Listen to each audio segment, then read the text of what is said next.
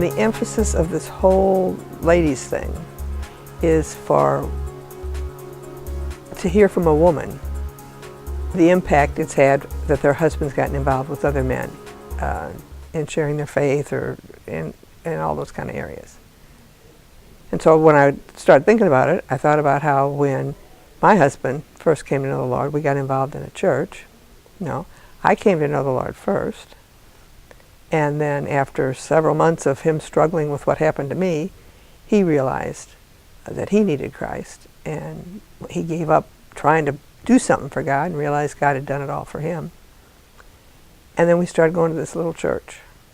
And the pastor and the men just took him under his wing and just became his friend. They did things together. They shared their faith. They shared their times when things were bad.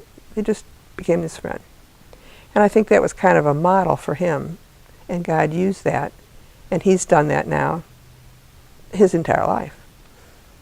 And so he's met with men and built into them. And when he first started doing it, I think he thought, well, I know he did. He thought, I'm teaching them. But he's come to find out that's not it at all. He's learning as much as they are. And God's using both of their lives to build into each other.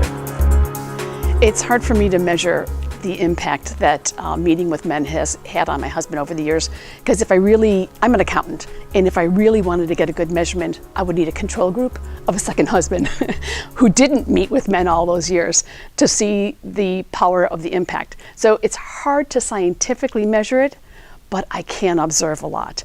And what I do observe is I have a very quiet husband, somewhat introverted. I'm the extrovert of the family, and he doesn't connect easily with other people, he might superficially, but to have a deep relationship is unusual for him outside of the family.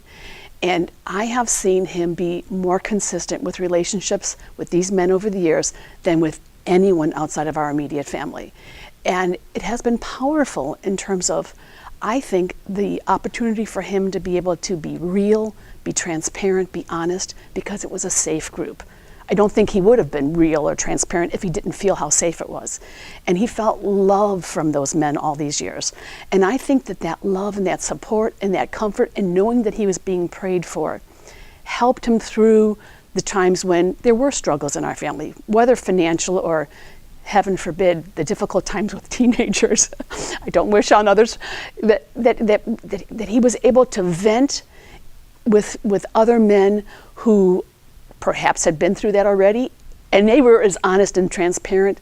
Sometimes Sunday mornings at church, everyone's, hi, how are you? I'm fine, how are you? No one's really fine. And in this group of men, people could share when they weren't fine, and it was safe. And people could sometimes offer help, and other times just offer their love and their comfort, because they don't always have the answers. So that I can see that impact. I also can see, to be honest, one thing that I can look at scientifically in all the years that he's been involved with these men, I can think of maybe there's been 20 to 25 men who've ranged over a few years as people move in and out of town. I think only one marriage over all those years has split up in divorce. I can't say that it's completely attributed to that, but I think it has a powerful impact in helping men become a better husband, a better father, and therefore it has an impact on me becoming a better wife, a better mother, and it helps us stay together more as a family.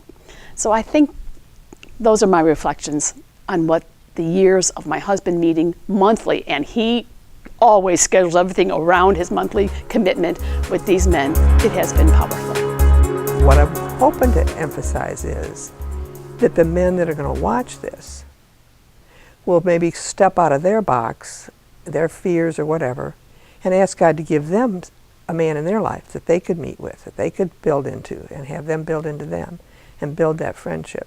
And if they'll do that, their wife is going to be blessed as much as they are, because it does have an impact on the family when a man gets with other men and shares life together. And there may be some of you listening that don't even know that this is possible, don't even know that there's men that you could become friends with. Ask God to bring somebody into your life. Open yourself up. Go to some of these Bible studies that Ministry to Men has and meet some men. Get involved maybe with Fanning the Flame. Anyway, to get to rub elbows with these guys and then pair up with somebody, even if you have to ask somebody if they would meet with you. Back in the late 90s, Jim and I were going through counseling, and all of a sudden he decides he doesn't want to be in there. And I thought, oh boy, what does this mean? And he wanted to meet one-on-one with someone, and I was really ticked. I didn't want him to leave counseling at all. I very reluctantly gave him my blessing on it, and now I look back, that was the wisest thing I could have done for him, to let him go and meet one-on-one with a guy who really understood where he was coming from and what he was going through. I was really ticked, really ticked. And they met for several years, and I noticed such a change in him. I always thought he was such a gentle person and he just always put me first. And I thought, he can't improve. Oh my goodness. It was amazing. We've come a long way, and in our silver years, I see it going nowhere but up. We're both walking closely with the Lord now. I'm in a women's group, and you put the two of those groups together, and there's nowhere to go but up. I think men have a harder time of opening up to other men. I mean, their life could be falling apart, and they're not going to tell anybody. They can kind of compartmentalize things. Their marriage is falling apart, or they've just lost their job. But then they go over here and they're going to play ball, or they're going to do something. They can ignore that. They can kind of let that go. And so other men don't even know you're hurting. Meeting with other men in what we're talking about will give you the platform and the freedom, after you get to know the guys a little better, to really open up and be vulnerable to other people. And men need that.